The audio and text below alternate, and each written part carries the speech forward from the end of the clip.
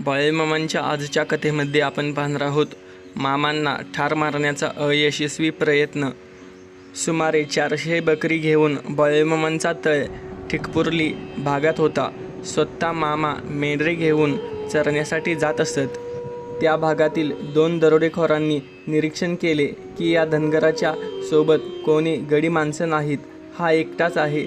त्याला ठार मारल्यास सर्व मेंढ्या आपल्याला आयत्या मिळतील. आपली कार्य साधण्यासाठी योग्य संधी ते शोधू लागले. ते बाळूमामांच्या मागावर सतत राहिले. एका डोंगराच्या पायथ्याला मेंढ्या पाहत मामा बसले होते. डोंगरावरील बाजूस त्यांचे लक्ष नव्हते. मामा बसलेल्या वरील बाजूस एक मोठा दगड होता. तो दगड वरून ढकलला तर मामा चेंगरून मरतील असा त्यांनी विचार केला. तो दगड खाली ढकलून दिला.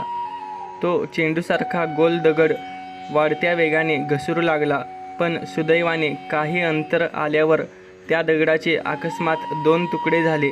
बाळूमामांच्या उजव्या बाजूस एक तुकडा गेला आणि डाव्या बाजूस एक तुकडा गेला.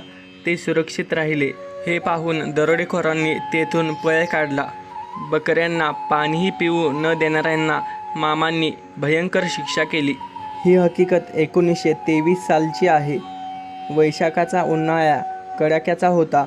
ओढे, नाले, नद्या, तळे बहुतेक कोरडी पडली होती. बकऱ्यांना सांभाळणे हे काम महाकठीण झाले होते.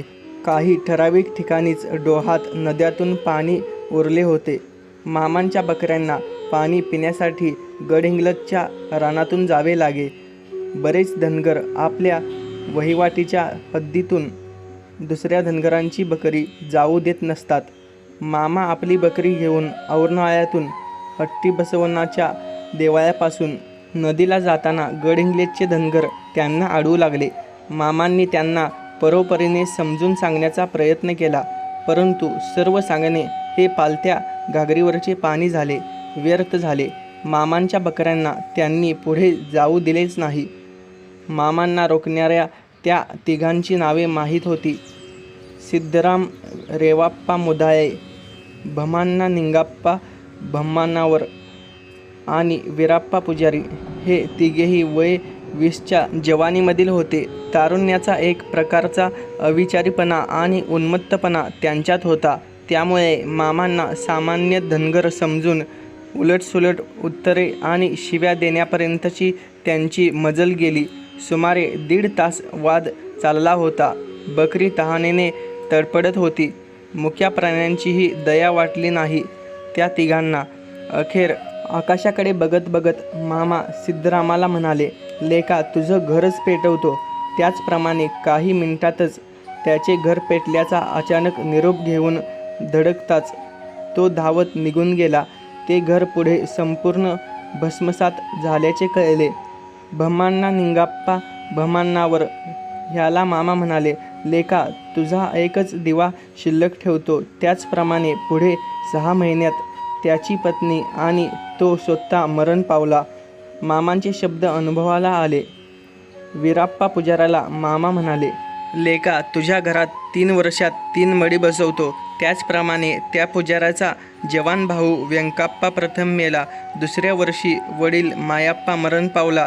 3ऱ्या वर्षी लहान भाऊ कल्लाप्पा वारला. मामांनी म्हटल्याप्रमाणे घडले. भूतदया असावी.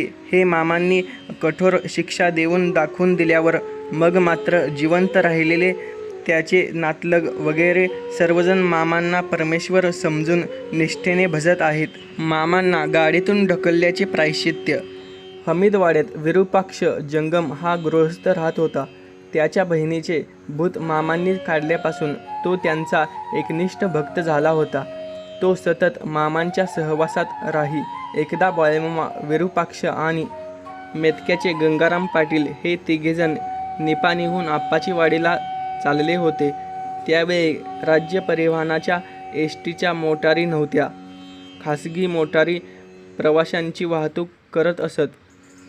गाड्यांचे दलाल मन मानेल तेवढी माणसे मोटारीत कोंबत काही कुरबुर होऊन मामांसह तिघांना एजंटाने गाडीमधून खाली उतरले.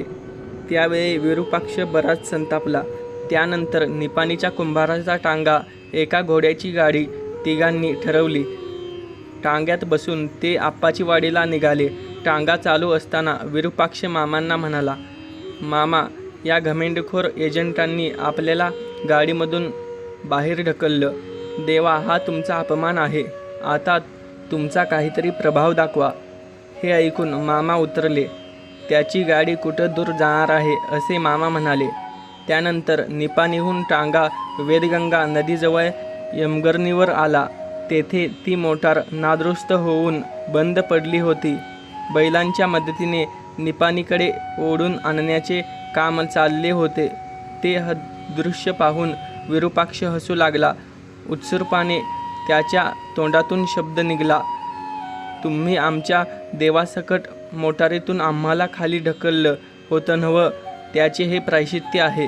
हे शब्द ऐकून ड्रायव्हरच्या डोक्यात प्रकाश पडला. त्याने येऊन मामांचे पाय धरले. मामांना मोटारीत पुढच्या बैठकीवर बसवले. मामांनी गाडी चालू करण्याची आज्ञा केली. गाडी चालू झाली. त्या वेळेपासून त्या भागात रस्त्यावर मामा दिसताच प्रत्येक ड्रायव्हर, मामा तुम्ही गाडीतून येणार आहे काय, असे विचारून नंतर पुढे जात असे. एवढा मामांचा दरारा होता. बाळूमामांनी मूठमारीला परत पाठवले. 1925 सालची गोष्ट आहे. मामा आपल्या 10-12 धनगर लोकांचे बकऱ्यांचे कळप एकत्र घेऊन जमखंडी भागात गेले होते. बकरी हुच्चीकट्टी गावच्या हद्दीत बसली होती. दिवसभर बकरी चारून घेऊन मामा व सर्व धनगर संध्याकाळी 7:30 ते 8च्या दरम्यान जेवण्यास बसले होते. मामा सर्वांच्या मध्ये बसले होते. त्यांनाही जेवणाचे ताट करून आणून वाढले होते. सर्वजण जेवायला सुरुवात करतात तोच मामा ओरडले, थांब, तुला खायला देतो, खा आणि परत जा. मामांनी आपले ताट आकाशात उंच फेकले. ताट काही क्षणातच रिकामे होऊन जसेच्या तसे समोर येऊन पडले. त्यात अन्नाचा कण देखील नव्हता. सर्वांनी मामांना विचारले, देवा, हे काय? मामा म्हणाले, मी जेवायला बसलोच आणि मूठमारीचे एक लिंबू एखाद्याच्या प्राण घ्यायला जात होते. एखाद्याचे प्राण वाचवले म्हणून त्याला इथंच खायला घालून परत पाठवले. त्यानंतर मामा म्हणाले, अरे, राख लावून ते ताट स्वच्छ करा आणि मला जेवायला द्या. त्याचप्रमाणे ताट घासून धुवून स्वच्छ करून मामांना वाढून दिले. मामा जेवले, नंतर शांत झोपले. अशी ही आजची बाळूमामांची कथा आहे. ही कथा श्री संत सद्गुरू देवावतारी बाळूमामा या ग्रंथामधील आहे.